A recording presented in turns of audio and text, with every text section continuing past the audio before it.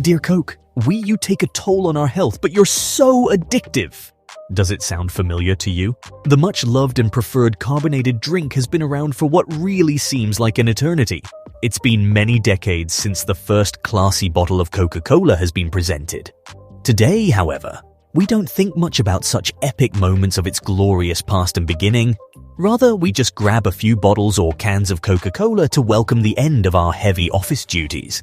Naturally, who would think of any downsides here when the body reacts so positively after drinking the whole bottle in a few big gulps? Coca-Cola was invented in 1886 by a pharmacist named Dr. John Smith Pemberton.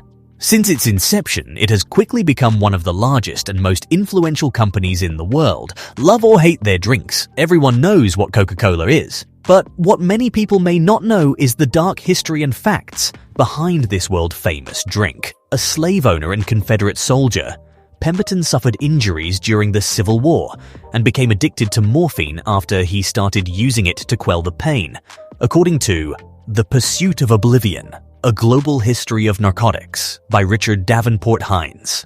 In 1884, he attempted to use his background as a pharmacist to cure this addiction by creating French wine coca, a predecessor to Coca-Cola made up of wine, cocaine, and caffeine-containing cola nuts. He suffered from a saber wound sustained in April 1865 during the Battle of Columbus. His efforts to control his chronic pain led to morphine addiction. He began to experiment with various painkillers and toxins. In the end, after development of an earlier beverage blending alcohol and cocaine, this led to the recipe that later was adapted to make Coca-Cola. The product was advertised as being able to cure everything from constipation to chronic diseases, as well as acting as a most wonderful invigorator of the sexual organs. With Prohibition looming, Pemberton took the alcohol out of his formula to create the first batch of Coca-Cola in 1886. The drink contained cocaine until the beginning of the 1900s, when fear spread throughout the South that black men were using the substance before raping white women, according to The Pursuit of Oblivion. Despite the claims made about the drink's restorative powers, Pemberton remained poor and addicted to morphine until he died of stomach cancer in 1888, according to For God Country and Coca-Cola by Mark Prendergast. According to the National Institute on Drug Abuse, the drink was first marketed as a patent medicine, and that Pemberton described it as a brain tonic and intellectual beverage, claiming it cured headaches, upset stomach, and fatigue. A detailed article on the Institute's website says Coca-Cola did in fact once contain cocaine, which was legal at the time and also a common ingredient in medicines. People believed cocaine was safe if consumed in small amounts, it adds. According to the article, Pemberton's recipe contained cocaine in the form of coca leaf extract. That's how Coca-Cola got its name, with the second part coming from the cola nut that contains another stimulant, caffeine. By 1892, Atlanta pharmacist Asa Candler had purchased Coca-Cola from Pemberton and created the Coca-Cola Company. Candler advertised Coke as a beverage and made it available at lunch counters across the U.S. The drink still contained a trace of cocaine, the Institute claims, after some Americans started to speak out against the use of addictive ingredients in patent medicines. Many makers revamped the formulas of their drugs, according to the Institute. The cocaine amount in Coca-Cola was also reduced over time, and the drink was made cocaine-free by 1929. It was the Prohibition era in the U.S. then. With alcohol declared illegal during the time, Coca-Cola, or Coke, soon became popular as an alternative soft drink. The Coca-Cola that we consume today does not contain cocaine, Nita assures. The Coca-Cola formula has been kept a strict secret, but a little about its ingredients are known. To this day, reports claim Coca-Cola uses the coca leaves to make the drink. But there is no cocaine in it, and it is all tightly overseen by regulatory authorities, a Coke executive told the New York Times in 1988. Coca leaves, however, are illegal in the U.S. The company uses them after they have been decocanized by a New Jersey firm, the Stepan Chemical Company, Scientific American says in an article. The cocaine that was used in Coca-Cola was more specifically ecgonine, a precursor to cocaine and derived from the coca plant extract, according to fact-checking website Snopes.com. After a Facebook post claimed in 2021 that the first bottle of Coca-Cola from 1894 contained around 3.5 grams of cocaine, A Snopes article said there was 1/400 of a grain of cocaine per ounce of syrup by 1902, before the de-cocainization process was perfected and the drink was made completely cocaine-free. The Coca-Cola company had always officially denied the presence of cocaine in its drinks, whether in the past or at present, though historical evidence suggests that the original product did contain the substance. In his book, For God, Country, and Coca-Cola, author Mark Pendergrast says the entire subject was a delicate public relations problem for the company, and hence, John Candler, grandson of Asa G. Candler, decided to deny the presence of cocaine in the drink at any point of time. If the company responded to attacks by telling the truth, they would be admitting that the drink did once have cocaine in it. The implication would be that they had removed it because it was harmful, which might even open the door to lawsuits. Besides, it was unthinkable to admit that Coca-Cola had ever been anything but pure and wholesome, Pendergrast wrote, as quoted in a USA Today article. The 1988 NYT article cited above quoted company spokesman as saying the original recipe did include cocaine, but the substance was eliminated from the recipe later.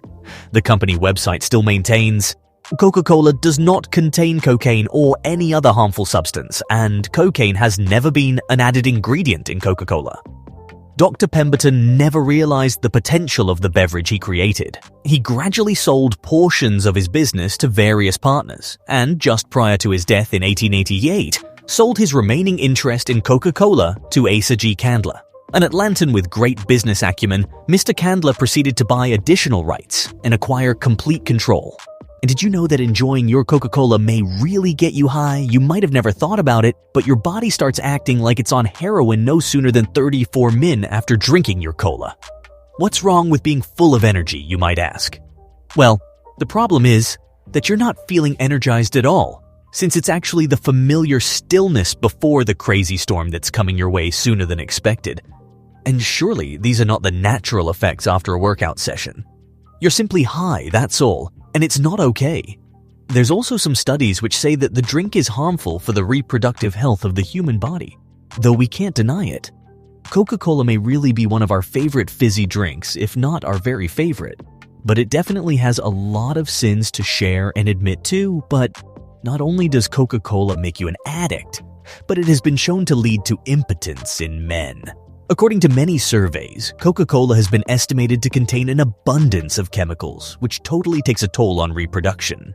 Indeed, it's not like you'll be doomed after enjoying a 330ml can of Coca-Cola every now and then. It's hardly that case. But if you go crazy with it, you will certainly lose your mind along the way, and this is a really dangerous game for your health. When consumed too often, the fizzy drink can totally lead to numerous health issues in women as well. Ultimately, there's no insurance for anyone. Much like the impotence in men, the addicted female consumers of Coke are at a high risk of dealing with reproduction problems at a later stage. Additionally, such diet fizzy drinks like Coca-Cola Zero can totally lead to a premature birth in pregnant women as well. And we all know that Coca-Cola obviously wants to be the biggest beverage company in the world, and at this point it's safe to say that they probably are. Although their size hasn't stopped them from buying out companies in order to make as much money as possible. This is what happened in India in 1977. Coca-Cola had begun their expansion to India, selling their products at local shops. Unfortunately, they didn't do as well as they planned. Only a few people bought their product, and Coca-Cola lost a lot of money, so they left before they could lose any more cash. Then in 1977, an Indian company called Thumbs Up appeared, and they sold their own fizzy drink. Coca-Cola had already left, leaving the opportunity for another company to take its place. Coca-Cola ended up buying the Thumbs Up company and rebranding it. This caused people to think they're giving their money to Thumbs Up, but it really ends up in the pockets of Coca-Cola. This means that Coca-Cola is selling Coca-Cola without people even realizing it. At this point, we all know that Coca-Cola had traces of cocaine in their drinks. But did you know that Coca-Cola was originally meant to be a straight-up alcoholic drink? Coca-Cola was supposed to be simple but sweet-tasting wine, but Prohibition came around, making the overall drink illegal. That was when the creator of Coca-Cola decided to include cocaine into the drinks instead. They then rebranded the drink as a headache cure, with the medicinal power coming from the cocaine. This was, of course, a time before people really knew what kind of damage cocaine could actually do. While Coca-Cola never seems to really acknowledge the odd things in their drinks, they were criticized recently because of reports that were released. The report stated that Coca-Cola did indeed contain traces of alcohol, which doesn't appear to be written anywhere on the bottle. This caused an uproar, especially in countries that have a strict anti-alcohol culture.